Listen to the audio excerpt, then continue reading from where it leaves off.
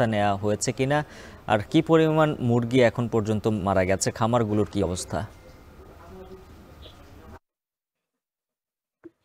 আমি যে এলাকায় আছি এই এলাকার আমার যে পেছনের যে খামারটি এটা হচ্ছে আব্বাস নামের এক খামারির। তার দাবি এ পর্যন্ত তার প্রায় ৩,১০০ মুরগির মধ্যে প্রায় ২১০০ মুরগির মতো মারা গিয়েছে। সব মিলিয়ে তার প্রায় ১৪ লাখ টাকার মতো ক্ষতি হয়েছে বলে তিনি দাবি করেছেন। আর এছাড়াও এই আব্বাসের মতো আশেপাশের প্রায় শতাধিক খামারির মুরগি এখনো মারা যাচ্ছে। তারা বলছেন যে এই মুরগি কয়েকদিন অসুস্থ থাকে, তারপরে একবারে মারা যাচ্ছে। কারো ১০টি, কারো ৫০টি, কারো শতাধিক মুরগি মারা যাচ্ছে। আর এগুলো তারা এই রোগ যাতে কোনো না ছড়িয়ে পড়ে, যে কারণে তারা এটি মাটিতে পুঁতে রাখছে।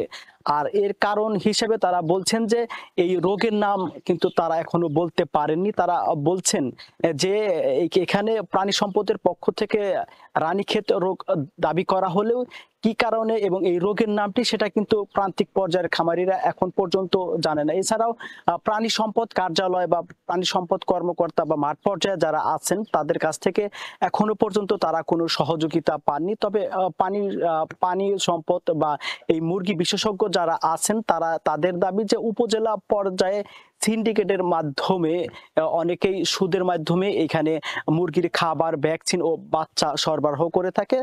তারা বলছেন যে এই যে মুরগি এবং খাবার নিম্নমানের হয় এবং ভ্যাকসিনগুলো নিম্নমানের হয়, কিন্তু এই যে বিভিন্ন ভ্যাকসিন দেওয়ার পরেও রোগী বারবার আক্রান্ত হচ্ছে। আর এছাড়াও যে খাবারগুলা খামারিরা কিনে থাকেন সেগুলোতে পুষ্টি কম থাকে। আর এই পুষ্টি কমের কারণে মুরগির রোগ প্রতিরোধ ক্ষমতা অনেকটাই কমে যায়। আর এ কারণেই অল্প অসুস্থ হয়ে কিন্তু খামারের মুরগি সব মারা যাচ্ছে এবং খামারি যারা রয়েছেন প্রান্তিক পর্যায়ে তারা অনেকেই নিঃস্ব হচ্ছেন। আর এদিকে যারা এই প্রান্তিক পর্যায়ের খামারি রয়েছেন তারা বলছেন যে কেউ উচ্চ সুদে ঋণ নিয়ে তারা এই প্রান্তিক পর্যায়ে খামার চালাচ্ছেন। এভাবে যদি মুরগি মারা যায় তাহলে তাদের দেউলিয়া হওয়া ছাড়া আর কোনো তাদের পদ নেই। আর এ বিষয়ে জেলা প্রাণী সম্পদ কর্মকর্তা জানিয়েছেন যে তারা বাণিজ্যিক খামারে কোনো ভ্যাকসিন বা করতে পারেন না, শুধু তারা পরামর্শ দিতে পারেন। তবে গৃহস্থলীর যে মুরগি আছে তাদের ভ্যাকসিন করতে পারে। তো এই ছিল আমার কাছে গোপালপুরের মুরগির খামার থেকে সবশেষ তথ্য। টাঙ্গাইল থেকে যুক্ত ছিলেন সহকর্মী কাউসার আহমেদ।